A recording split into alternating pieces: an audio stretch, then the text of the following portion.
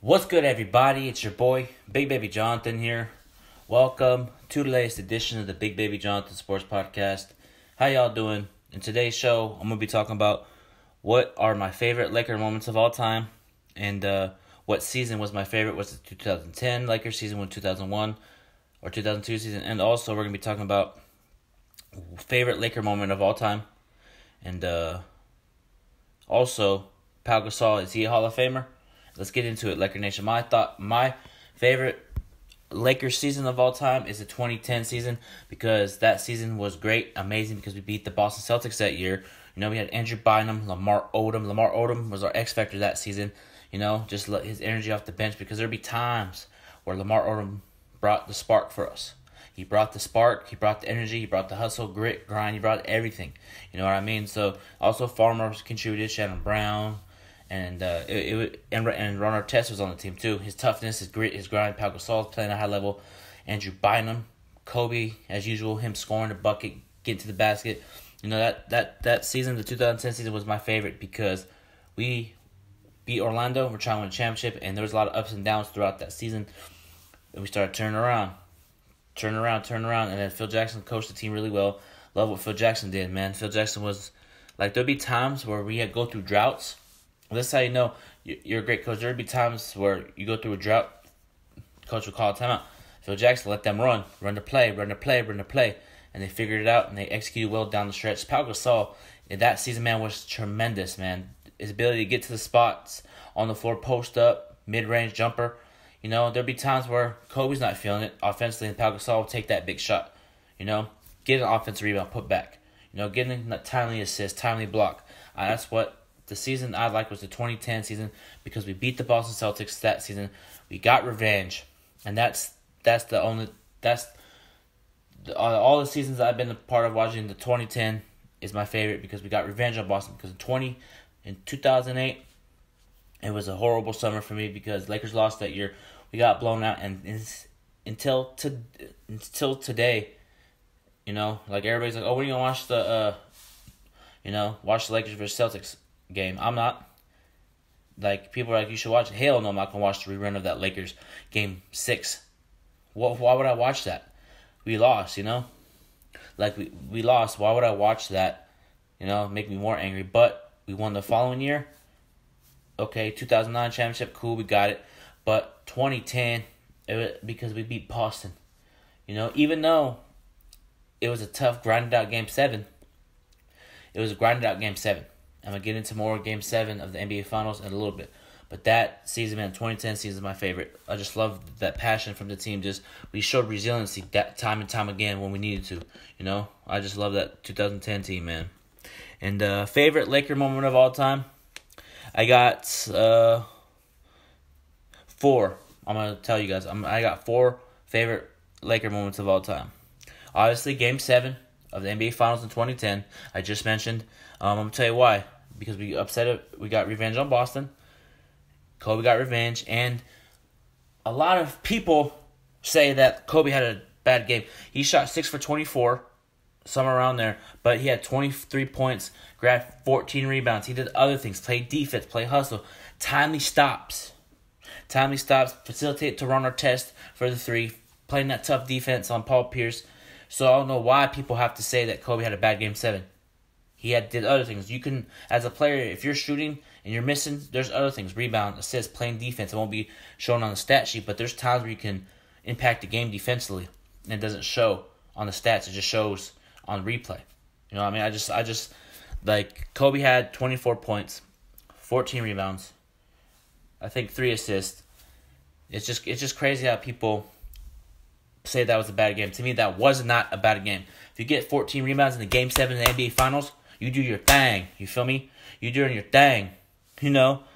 And also, number 2 on my list, 81-point game. 81-point game. You know, just energy that Kobe brought. You know, him scoring 81. Like, it felt like watching a video game out there. Kobe getting to the lane, easy layup, dunks. And I was watching that by myself. And I told my brother, hey, come watch Kobe. Man, he's dropping 81. And he's like, no, he's not. And he comes out. He's like, why don't you tell me? I told you to come out to watch it. But he was playing NBA Live, and he put LeBron on the Wizards with Michael Jordan. So that's pretty cool. But I liked that game, the 81-point game. I really liked it. It's up there with greatest performances of all time in any sport. I don't care what anybody says. If you could score 81 in a basketball game, which Kobe did, but that's the thing. Who's going to beat that record? Who knows? But sports, it's all about breaking records, and I won't be surprised if Devin Booker breaks that record, 81 points, because he scored 70 points against Boston. Devin Booker's capable of James Harden, Kyrie Irving, Kevin Durant. Like, Curry can score that many points if he really wanted to, but we'll see who breaks that 81-point record. And do I think someone's going to do it? Not anytime soon, man.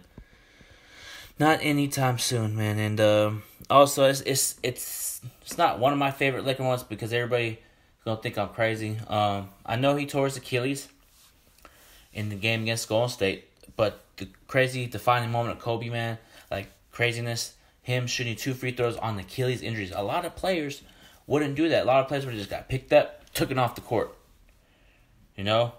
So it's like, remember when Paul Pierce supposedly tore his ACL, got carried to the locker room, but he ended up going to the bathroom. That's what he's talking about. Said he had to go number 2. That's crazy. But usually players would have got carried off on a stretcher or got picked up and boom. But for Kobe, let me get these 2 free throws. I'm going out. I don't care if I have a torn Achilles. Bop, bop. Shot 2 free throws, then walk off on his own power. So that's just crazy how Kobe Bryant would do that on the court. Like, if I would have torn my Achilles, I would have been like, okay, let's go try to shoot these free throws. I would have tried to pull through and do it. Kobe's a legend, man. Kobe Bryant's a legend, man, for doing that. Not a lot of players do that. That shows Kobe has very, very, very, very, very, very mental toughness. Broken fingers, popped it back in place, sprained ankle, loosened it up, came back in, dropped 30, 40. Just his ability to get to the rim, man, that's crazy. And also, it's another favorite Laker moment of all time up there's Kobe Bryant's last 60-point game. You know what I mean? He took a lot of shots, but oh well. At the end of the day, it's your last game. That's what you're supposed to do at a high level. If you want to compete, score, the last game, do it. He beat Michael Jordan's last game record, so it's cool. Kobe dropped 60. Here's the crazy thing. Laker Nation, people listen to me on Sportscaster and Anchor app. Shaq was on TNT with Kobe prior to that game. At the last game of the season of Kobe, it was like, you're going to drop 50? Kobe's like, nah, man. He kind of laughed it off. And then during the game, he's struggling against Utah, and I saw him pick it up. I was like, he's about to drop 50 at best. Wasn't surprised if he dropped 50. So I was 10 points off. On predicting 60 points. 10 points off, man. And that's just a Kobe Bryant moment, man. One of the, it's a Laker moment also, man, that put it up there. It's just crazy. Kobe Bryant dropped 60 in his last game. I wish he would have went out with a championship, but it didn't happen. It happens, and Kobe's New York's bestseller on his book, man. Congrats to Kobe, man. R.I.P. to the legend. R.I.P. to the legend Kobe Bean Bryant, man.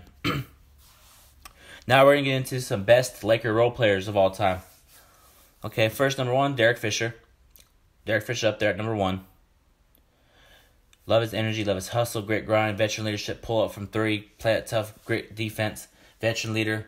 He comes off the bench. Sometimes he would come off the bench, but normally he would come off the bench. He bring that energy. He bring that toughness, championship pedigree, and I like that from Derek Fisher. He hit timely shots against Orlando Magic in 2009.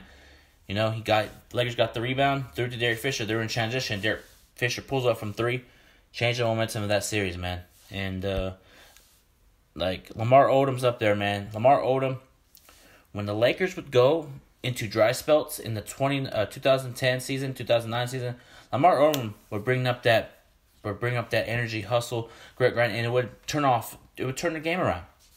It would turn the game around, and we would have to go to Lamar Odom sometimes when the energy was down. Odom would bring in the energy along with Jordan Farmar. Everybody would bring energy, but Lamar Odom brought the most off that bench. He won 6th Man of the Year. And I just like Lamar Odom as a bench player and a starter and all that, but he's one of the best Laker role players of all time. You got Robert Horry, Big Shot Rob. He would come in, play at defense, hustle in the 2000 2002 season, 2000 and 2001 season, he'd come in, hit threes, playing that defense, and he would hit a lot of game winners against the Kings, the Blazers. Just his energy on defense was great. Robert Horry is a Laker legend, man. Like, I won't be surprised if he gets his jersey retired in a couple of years. You never know. So that's why I think Robert Horry should be up there as one of the great Laker role players of all time. That's just how I feel about this, man. That's just how I feel as a fan, man. And also, is Pau Gasol a Laker Hall of Famer? Hell yeah, he is. Him and Kobe 1-2 punch is crazy. When he came over from Memphis, he averaged 17 points, 10 rebounds. He's playing a tough defense, put the ball in the post, spin move, left hand layup, dunk, and just timely possessions. And just in the NBA Finals against Boston, Game 7, he had a play where he got in the post, spun, pump fake, leaned in. They tried to block it. He moved, laid it up. He got defensive stops when we need to. Just overall, he just fits as a Laker. Great. He's a great Laker, and I won't be surprised if his jersey's retired. He needs to be his jersey retired. At best, his jersey retired statue. Because that would be perfect. Pau gets a statue. Kobe's going to get a statue. Gets one. Pau gets one. Pau's jersey retired. Pau's going to be in the Hall of Fame already. I don't care what anybody says. Pau Gasol's a Hall of Famer. And if he comes into the Laker Hall of Fame, that would be tremendous. His ability to post up, fade away, just his defensive energy sometimes was great. Because in the 2008 season when Boston beat the Lakers, beat my team, destroyed us, Kobe toughened Pau up the next 2 years. He toughened him up. He played physical, and in that series against Boston, he was being physical with Kevin Garnett, Kendrick Perkins, Glenn Davis. I just liked how he took up upon the challenge, turned up. He turned up in that series, man, against Boston and the whole playoffs. So it's just, I just want to see Pau get recognized as a great Laker. Because I asked this to my Twitter followers on Twitter. Who would you take overall, Anthony Davis or Pau Gasol on the Lakers of all time? If you put Pau with this Laker team, this healthy Pau in the year 2010 with this Laker team, how would they fit? To be honest, I feel like Pau Gasol worked well with LeBron, but at the end of the day, it's tough for me because I like both players. But if you ask me, who would you go with, Anthony Davis or Pau Gasol? It's tough, but I'm gonna have to go with Pau. I'm a Pau fan, Pau Gasol fan, Anthony Davis fan too. But Pau Gasol's skill sets fits with LeBron. I know Anthony Davis does, but I feel like Pau would thrive off LeBron getting double team, him cut to the basket. Just his ability to play defense, post up. Pau can pass. Pau Gasol's an underrated passer. Y'all gonna think I'm crazy. Pau Gasol's an underrated passer. Against Utah, he grabbed the rebound with dribbling on a fast break, put it between the legs. No-look pass to Lamar Odom. The crowd gets going. Anyone who get double team and throw a no-look pass to Sasa Vujicic and Jordan Farmar sometimes. You know what I mean? It's like when you double team Pau Gasol, y'all better cut. Pau's going to get it to you. And Andrew Bynum, him and Andrew Bynum had the high-low high-low lobs. Every time they would do that, it would be unstoppable. You know what I mean? So I just feel like Pau Gasol needs to be in the Lakers Hall of Fame, man. He deserves it, man. He works his tail off, man. He really works his tail off, man. But I'm gonna throw in one more question that I have on here.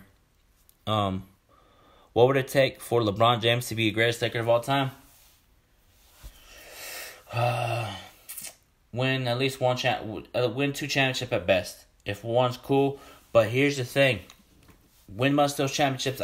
Big time LeBron fan. Appreciate you coming to LA. But for me, as a fan of the Lakers, if LeBron James does not bring us the title, it will be up there with the Edge and Baylor not winning a ring for the Lakers. It would be a crazy thing of LeBron James coming to LA, bringing Anthony Davis, and we don't win. It would be, for me as a fan, it would be a waste of time, a waste of season of LeBron, because you try to win a championship and you don't, then just be like we failed to win the championship with LeBron. We did. We as a fan, we could say that. You know what I mean? But for me, if LeBron does not win the title in Los Angeles, it will be a failed on LeBron's career, but not legacy. Just the season with the Lakers, that would be a failed season with the Lakers. LeBron has a great legacy, Hall of Famer, first ballot Hall of Famer, tremendous player. But if you do not win a championship, it will be a failed Failed season for LeBron as a Laker. I'm gonna keep it 100. That's what I do on my channel. If you don't like it, keep it moving. You don't have to watch me. That's how I roll. I keep it 100, and that's what I do, man. I keep 100 on my channel, and if you don't like it, then you don't have to watch my channel or subscribe. You don't have to do any of that. I just keep it real about how I feel about these players. As fans, we're allowed to do that. We're allowed to criticize and say what they need to get it better as a player. Like I said, if LeBron does not win a ring in LA, it'll be failed season on his career. And do I think he'll win at least a championship? Hell yeah, I will. Hell yeah, I do. Because here's the thing. Rob Pelinka's going to get us somebody next year. If we don't bring him back this season about the stuff that's going on around the world, he'll bring us a championship. He's going to do something. And to me, Kyle Kuzma is all man out. And Donovan Mitchell is frustrated with Utah. Donovan Mitchell to LA. Let's get it, man. I would love to have Donovan Mitchell on the Lakers, man. That would be tremendous. The big three, Donovan Mitchell, Anthony Davis, and LeBron on the same team. That would be nasty. That would be nasty. But do I think it's going to happen? No. This is just me speculating, getting excited, and that's all we do as fans. Get excited, speculate, and yeah, man, it's just crazy how this Lakers season came this year, man. But hopefully the season comes back. Praying that it comes back, man, because we need it, man. We need to crown a champion. We really need to crown a champion. Because I don't want to have this season get canceled and then not anybody be champion. And let's say the season does get canceled, but we get rewarded with the title. I'll be upset. Okay, we got it. Yeah, we're 2020 NBA champions, 17 championship. But I want to be like, let's go. You know why? I want to see this team go earn the title. Not here you go. As a fan, hell no. I don't want that title handed to us. I want us to go work for it as fans watch. I want to see our team go compete at the highest level for that title. I don't want to see us get it handed to us. Hell no. If you ask Michael Jordan, if you ask the late great Kobe Bryant that, would you rather get a championship handed to you in the lock season or no championship? He'll look at me like I'm crazy. I guarantee you, if you ask Michael Jordan, if you got your title during the lockout season, and if they hand you to it, say they reward it to you, would you be happy? I bet you would say, hell no, I want to work for it. So at the end of the day, if the Lakers season does get canceled and they do reward champion and we get it, I'll be like, congrats, but it wouldn't feel right. It would feel like we got it. Here you go. Nah. As a fan, I want us to go compete for it at a highest level. That's what sports is all about, y'all.